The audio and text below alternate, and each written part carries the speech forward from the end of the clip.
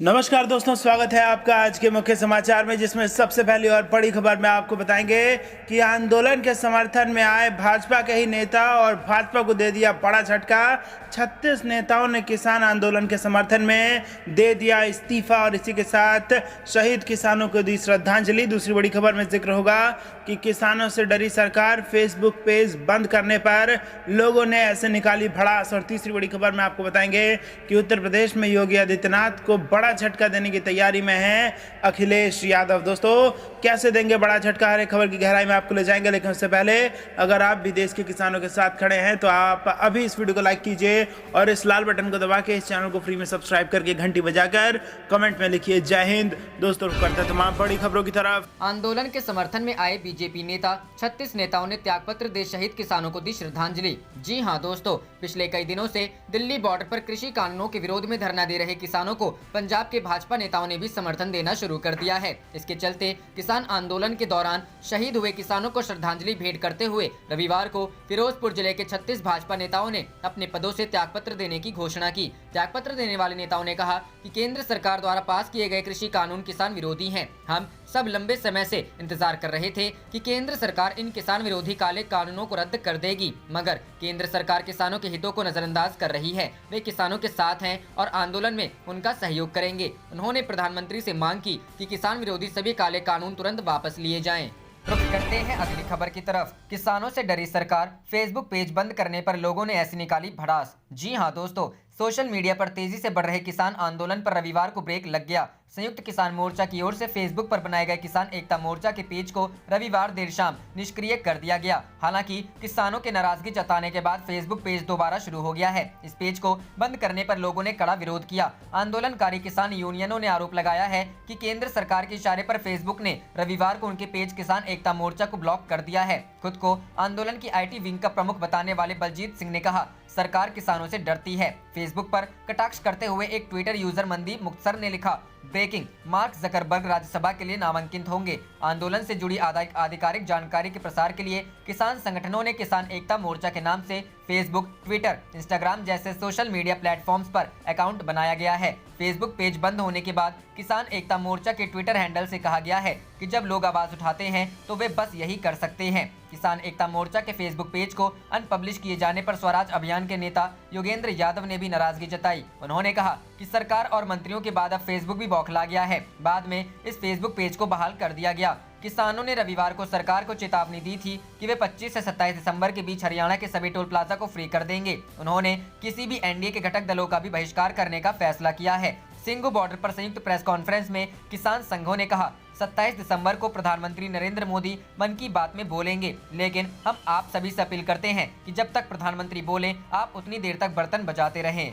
रुख करते हैं अगली खबर की तरफ। उत्तर प्रदेश में योगी आदित्यनाथ को बड़ा झटका देने की तैयारी में है अखिलेश यादव। जानिए कैसे। जी हां दोस्तों, भारतीय जनता पार्टी के चल रहे किसान सम्मेलन का मुकाबला करने के प्रयास में समाजवादी पार्टी 25 दिसंबर को एक विशेष अभियान आयोजित करने की तैयारी में है। इसके तहत पार्टी के नेता पूरे उत्तर प्रदेश के गांवों का दौरा करेंगे और भाजपा के नेतृत्व वाली सरकार की किसान विरोधी नीतियों के बारे में लोगों को जागरूक करेंगे। सपा प्रवक्ता राजेंद्र चौधरी ने कहा कि पार्टी के नेता गाँव में जाएंगे और किसानों के साथ चौपाल बैठ के करेंगे। उन्होंने कहा, सपा सांसद और विधायक समाजवादी किसान घेरा अभियान का नेतृत्व करेंगे। नेता राज्य में पिछली समाजवादी पार्टी सरकार की उपलब्धियों और किसानों के लिए किए गए कल्याणकारी कार्यों के बारे में भी किसानों को अवगत कराएंगे। चौधरी ने आरोप लगाया कि केंद्र और राज्य में भाजपा की सरकारें किसानों को बर्बाद करने की दिशा में काम कर रही हैं। उन्होंने कहा, यह एक विडंबना है कि अन्नदाता ठंड में कांप रहा है और बात करना चाहता है, लेकिन प्रधानमंत्री अपने मन की बात में व्यस्त हैं। सपा आक्रामक रूप से केंद्र के 3 विवादास्पद कृषि कानूनों के खिलाफ अपने आंदोलन को आगे बढ़ा रही है। सपा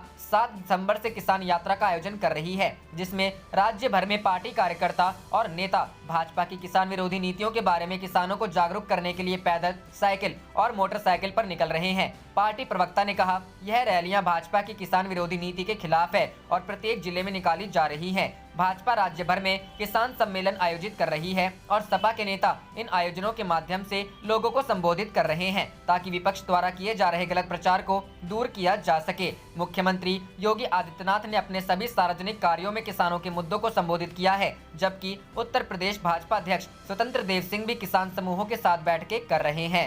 रुक करते हैं अगली खबर की तरफ। उत्तर प्रदेश में गायों को लेकर राजनीति, प्रियंका गांधी ने सीएम योगी आदित्यनाथ पर बोला हमला। जी हां दोस्तों, उत्तर प्रदेश में भाजपा से दो हाथ करने के लिए कांग्रेस ने हिंदू कार्ड खेलने की भाजपा की रणनीति से ही जवाब देने का फैसला किया है। इसके संकेत आज उस समय मिले जब राज्य की प्रभारी महासचिव प्रियंका गांधी ने गायों का मुद्दा उठाकर योगी सरकार पर हमला बोला। प्रियंका ने योगी के नाम लिखे पत्र में लिखा, गौ माता के शवों की तस्वीर देखकर मन विचलित है। गायों की भलाई के नाम पर गौ वंश की दुर्दशा की जा रही है। गायों को लेकर राजनीति करने वाली भाजपा को कांग्रेस मध्य प्रदेश और छत्तीसगढ़ में पहले ही जवाब दे चुकी है। प्रियंका भी उसी रास्ते पर चलकर योगी सरकार पर हमलावर हैं। प्रियंका ने छत्तीसगढ़ सरकार की गोधन न्याय योजना को उदाहरण देकर योगी आदित्यनाथ को उसका अनुसरण करने की सलाह दी है। उल्लेखनीय है कि योगी सरकार समूचे प्रदेश में गौ लेकर करोड़ों की रकम विज्ञापन पर खर्च कर चुकी है। इतना ही नहीं, गायों को हिंदू धर्म से जोड़कर प्रदेश में राजनीति का ध्रुवीकरण करने में जुटी है। कांग्रेस के प्रदेश अध्यक्ष अजय कुमार लल्लू ने साफ किया कि 2022 में विधानसभा चुनाव में कांग्रेस भाजपा को उसी रणनीति से जवाब देगी।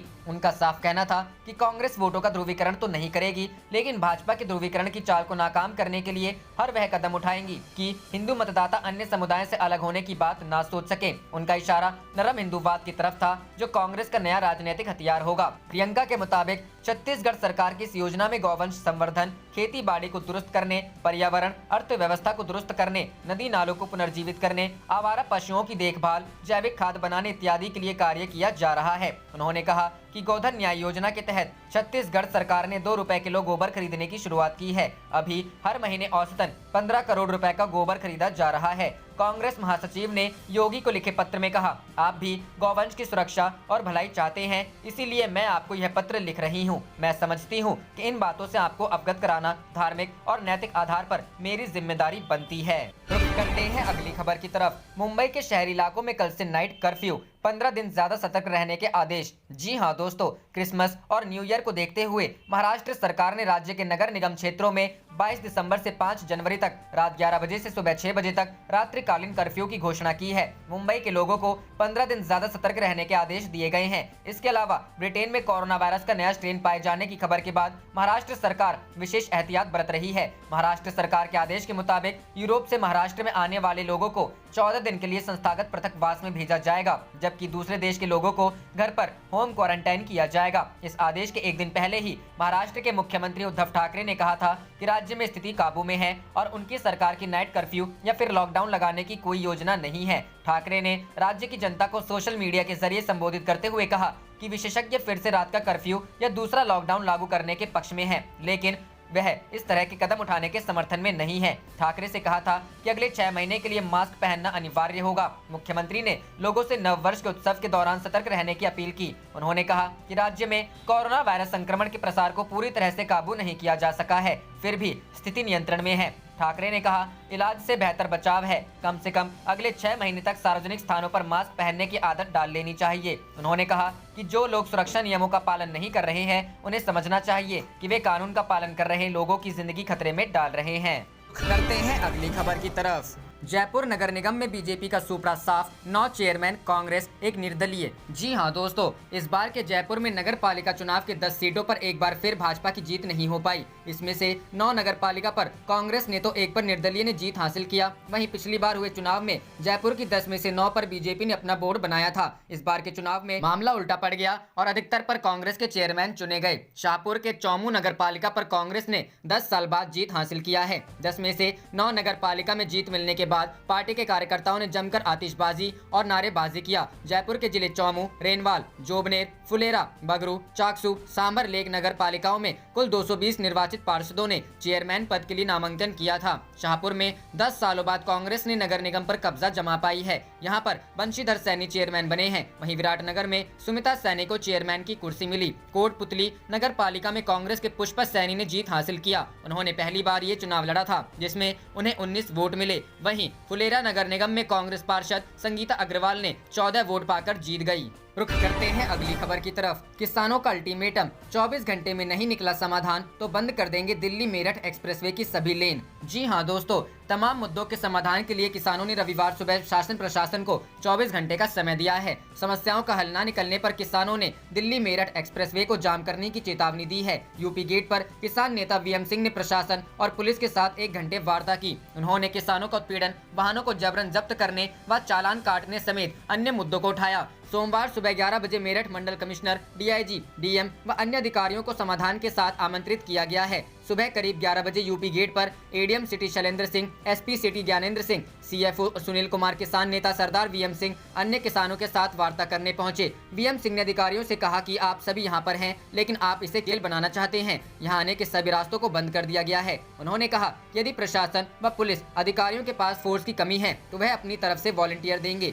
उन्होंने कहा कि संगठन का कोई भी व्यक्ति यूपी गेट आता है तो उसे कहीं भी रोका ना जाए। उन्होंने कहा कि किसानों को गाजियाबाद के अंदर और पास के जिले जैसे मुरादाबाद, संभल, पीलीभीत, हापुड़, मेरठ, रामपुर आदि जगहों पर रोका जा रहा है। पुलिस टोल प्लाजा पर खड़ी होकर किसानों को टोपी और झंडे देखकर बेवजह रोक रही है। इस तरह पुलिस किसानों के परिवार वालों पर दबाव बनाकर उन्हें वापस बुलाने के लिए कह रही है, जबकि यूपी गेट पर खड़ी गाड़ियों के चालान काटकर उन्हें घर भेजे जा रहे हैं। उन्होंने प्रशासनिक अधिकारियों से कहा कि सोमवार सुबह कमिश्नर, आईजी, डीआईजी, डीएम व एसएसपी किसानों की समस्याओं के समाधान के साथ वार्ता के लिए आए। उन्होंने करीब 1 घंटे की वार्ता में एडीएम सिटी को कई समस्याएं बताई। वहीं एडीएम सिटी शैलेंद्र सिंह ने कहा कि वरिष्ठ अधिकारियों से वार्ता कर किसानों की समस्याओं को दूर करा दिया जाएगा। रुख करते हैं अगली खबर की तरफ। फार्मर प्रोटेस्ट, अब तक 33 किसानों की हुई मौत, किसानों ने पीएम मोदी पर साधा निशाना। जी हां दोस्तों, केंद्र के नए कृषि कानूनों के खिलाफ किसानों का विरोध प्रदर्शन 26वें दिन भी जारी है। किसान आंदोलन पर प्रधानमंत्री नरेंद्र मोदी के मौन पर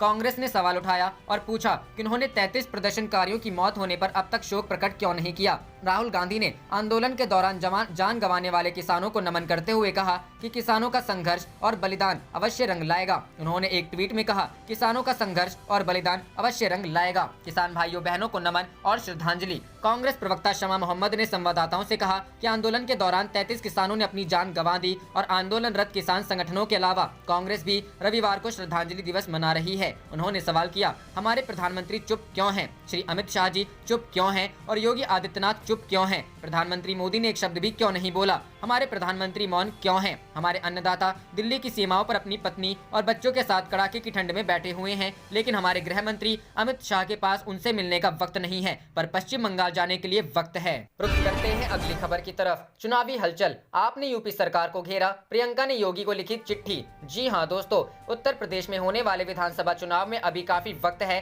लेकिन सूबे की राजनीति गरमाने लगी है। बीते दिनों आम आदमी पार्टी ने यूपी का विधानसभा चुनाव लड़ने का ऐलान किया, जिसके बाद सोशल मीडिया के जरिए आप यूपी की योगी सरकार पर हमला कर रही है। सोमवार को आम आदमी पार्टी की ओर से एक ट्वीट किया गया, जिसमें लिखा गया कि आदित्यनाथ के 4 साल, उत्तर प्रदेश हुआ बेदहाल। आपकी ओर से इसी के साथ एक तस्वीर साझा की गई, जिसमें मीम में यूपी सीएम योगी आदित्यनाथ की तस्वीर लगा प्रदेश की समस्याओं को गिनाया गया है। आम आदमी पार्टी पिछले कुछ दिनों से लगातार यूपी सरकार पर आक्रामक है। सरकारी स्कूल से लेकर कई अन्य मुद्दों को लेकर दिल्ली सीएम अरविंद केजरीवाल, मनीष सिसोदिया, संजय सिंह समेत अन्य नेता बीजेपी पर निशाना साध रहे हैं। एक तरफ आम आदमी पार्टी यूपी सरकार पर निशाना साध रही है, तो सोमवार को ही कांग्रेस नेता प्रियंका गांधी वाड्रा ने ट्वीट किया, यूपी में आवारा गायों के मुद्दे पर प्रियंका ने यूपी सीएम योगी आदित्यनाथ को चिट्ठी लिखी। प्रियंका गांधी ने ट्वीट किया कि उत्तर प्रदेश से आई मृत गायों की तस्वीरों को देखकर विचलित होकर मैं यह पत्र माननीय मुख्यमंत्री यूपी सरकार को लिख रही हूं। प्रदेश की कई गौशालाओं में यही स्थिति है। इस समस्या को सुलझाने के मॉडल मौजूद है। गौ माता की देखभाल की घोषणाओं के साथ साथ योजनाओं को अमली जामा पहनाना जरूरी है।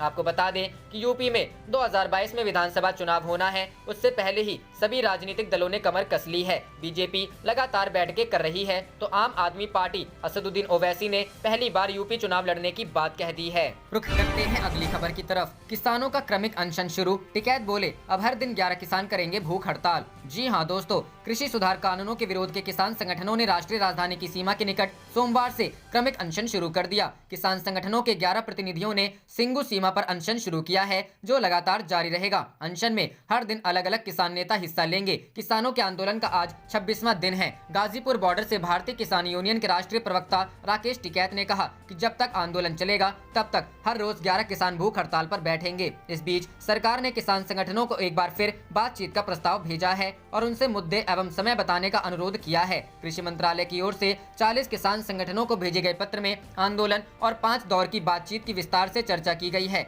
सरकार ने किसान संगठनों को कृषि कानूनों में संशोधन करने का जो प्रस्ताव दिया है उसका भी उल्लेख किया गया है। किसान संगठनों ने कहा है कि सरकार के प्रस्ताव पर सोमवार को चर्चा की जाएगी और उसके बाद कोई निर्णय लिया जाएगा। गृह मंत्री अमित शाह ने कहा कि कृषि मंत्री नरेंद्र सिंह तोमर 1-2 दिन में किसान संगठनों से बात कर सकते हैं। कई किसान संगठनों ने प्रधानमंत्री नरेंद्र मोदी के मन की बात का विरोध करने और इस दौरान किसानों से थाली बजाने की अपील की है। किसान संगठन लगातार सरकार से 3 कृषि सुधार कानूनों को वापस लेने की मांग कर रहे हैं और सरकार कानूनों में संशोधन करने के प्रस्ताव पर अड़ी हुई है। किसान संगठन और सरकार के बीच 5 दौर की बातचीत हो चुकी है, लेकिन उसमें कोई ठोस नतीजा भी नहीं निकला है। इस बीच किसान संगठनों ने आंदोलन तेज करने तथा राष्ट्रीय राजमार्ग संख्या 9 को जाम करने की धमकी दी है।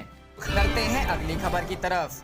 निकाय चुनाव के सभी 50 नतीजों में से 36 पर कांग्रेस और 12 पर भाजपा की जीत, 2 निर्दलीय के खाते में। जी हां दोस्तों, प्रदेश के 12 जिलों में सभी 50 निकायों के चुनाव परिणाम आ चुके हैं। इनमें 36 पर कांग्रेस का प्रत्याशी चेयरमैन चुना गया, जबकि 12 पर भाजपा और 2 पर निर्दलीय की जीत हुई है। रविवार को आए परिणामों के अनुसार 12 जिलों में से 6 में कांग्रेस पूरी तरह अपना परचम लहराने में कामयाब रही है। सिर्फ 2 जगह निर्दलियों को 1-1 सीट हासिल हुई। वहीं अलवर के 6 अध्यक्षों में भाजपा के 4 और कांग्रेस के 2 रहे। श्री गंगानगर में भाजपा और कांग्रेस दोनों के ही 4-4 अध्यक्ष चुने गए। वहीं जोधपुर, कोटा और सवाई माधोपुर में कांग्रेस और भाजपा को 1-1 अध्यक्ष मिला। इस दौरान भरतपुर के नदबई में 20 साल बाद कांग्रेस का बोर्ड बना है। यहाँ कांग्रेस की हरवती देवी ने जीत हासिल की। इस जीत में विधायक जोगिंदर अवाना का अहम रोल रहा, जो लगातार कांग्रेस का बोर्ड बनाने के लिए जुटे हुए थे। गौरतलब है कि 13 दिसंबर को 12 जिलों के जारी परिणामों में 1775 में से कांग्रेस को 620, निर्दलीय 595 और बीजेपी को 548, बसपा को 7 सीटें मिली थीं।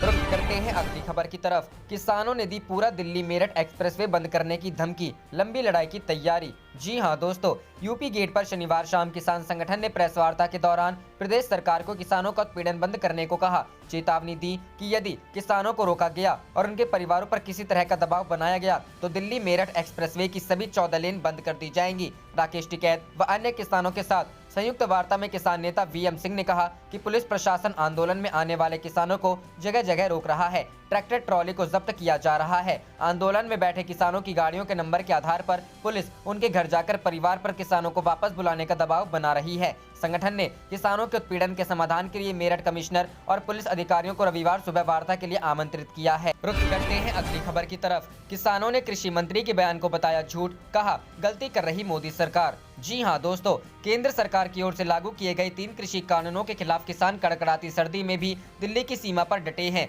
केंद्र सरकार की ओर से यह दावा किया जा रहा है कि किसानों की ठोस समस्याओं का समाधान कर दिया गया है। भारतीय जनता पार्टी के नेता किसान आंदोलन को राजनीतिक दलों की ओर से हाईजैक किए जाने के आरोप लगा रहे हैं। वहीं अब इसे लेकर अखिल भारतीय किसान संघर्ष समन्वय समिति ने खुला पत्र जारी किया है। AIKSCC ने खुला पत्र जारी कर कहा है कि केंद्र सरकार विदेशी पूंजी के पीछे जितना ज्यादा भागेगी, संघर्ष उतनी ही मजबूती के साथ आगे बढ़ेगा। AIKSCC ने कहा है कि मोदी सरकार खेती को कारपोरेट, बहुराष्ट्रीय कंपनियों और विदेशी निवेशकों के विकास का आधार समझकर बुनियादी गलती कर रही है। सरकार को चाहिए कि वह उन 70 करोड़ किसानों की मदद करे जो आजीविका के लिए खेती पर निर्भर हैं, विदेशी निवेशकों की नहीं। नए कानूनों से कृषि पर निर्भर 70 करोड़ किसानों की आजीविका दांव पर लग गई है। AIKSCC ने केंद्र सरकार की ओर से आए ठोस समस्याओं के समाधान संबंधी बयानों को झूठ बताते हुए इसके खिलाफ अभियान शुरू करने का ऐलान किया। AIKSCC ने कहा है कि ये कानून खेती के बाजार से सरकारी नियंत्रण हटा देंगे और कंपनियां, बड़े व्यवसायी अन्न का मुक्त भंडारण शुरू कर देंगे। बिजली की दर में छूट समाप्त कर दी जाएगी। आंदोलनकारी किसानों के विपक्षी दलों की ओर से संगठित होने के आरोपों को खारिज करते हुए समिति ने याद दिलाया है कि पंजाब में आंदोलन के जोर पकड़ने पर सियासी दल समर्थन देने पहुंचे। रुख करते हैं अगली खबर की तरफ। केंद्र पर केजरीवाल का पलटवार, कहा पूरा देश किसानों के साथ, कितनों पर होगी छापेमारी। जी हां दोस्तों, मोदी सरकार के कृषि कानून के खिलाफ किसानों का प्रदर्शन जारी है। दिल्ली में एंट्री नहीं मिलने की वजह से किसान अब बॉर्डर पर ही मोर्चा संभाले हुए हैं, जिनको कई राजनीतिक संगठनों का समर्थन प्राप्त हो रहा है। दिल्ली के मुख्यमंत्री अरविंद केजरीवाल भी शुरू से ही किसानों के आंदोलन का समर्थन करते आ रहे हैं। रविवार को एक बार फिर उन्होंने किसान आंदोलन को लेकर मोदी सरकार पर निशाना साधा, साथ ही उस पर गंभीर आरोप भी लगाए। सीएम केजरीवाल ने एक अखबार की खबर शेयर करते हुए लिखा कि पंजाब के जो व्यापारी किसानों को संघर्ष में मदद कर रहे हैं, उन पर केंद्र सरकार इनकम टैक्स के छापे डाल रही है। व्यापारियों को इस तरह परेशान करना सरासर गलत है। किसान आंदोलन को कमजोर करने के लिए ये सब किया जा रहा है। उन्होंने आगे कहा कि आज पूरा देश किसानों के साथ खड़ा है। केंद्र किस किस पर छापे मारेगी। इससे पहले एक ट्वीट में सीएम केजरीवाल ने कहा था कि बीजेपी कह रही है कि किसानों को गुमराह किया जा रहा है। इन कानूनों के फायदे बताने के लिए बीजेपी ने अपने सारे दिग्गज नेता उतार दिए हैं, पर इन बीजेपी नेताओं को भी नहीं पता कि इन कानूनों का क्या फायदा है, क्योंकि दरअसल इन कानूनों से किसानों को कोई फायदा ही नहीं। एक और जहां पंजाब के किसानों ने केंद्र सरकार के खिलाफ मोर्चा खोल रखा है, तो वहीं दूसरी ओर पंजाब के 10 से ज्यादा आड़तियों के घर आयकर विभाग ने छापेमारी की। इस छापेमारी के दौरान सीआरपीएफ की बटालियन भी वहां पर मौजूद थी, जिस वजह से मामले ने राजनीतिक रंग ले लिया है। अब केंद्र सरकार पर आरोप लग रहा है कि किसान आंदोलन को कमजोर करने के लिए ये छापेमारी की जा रही है, क्योंकि आड़ती एसोसिएशन प्रदर्शनकारियों का समर्थन कर रहे हैं। इस छापेमारी के विरोध में पंजाब में 4 दिन मंडियां बंद रहेंगी। आप देख रहे थे आपका अपना चैनल जय हिंद जय भारत।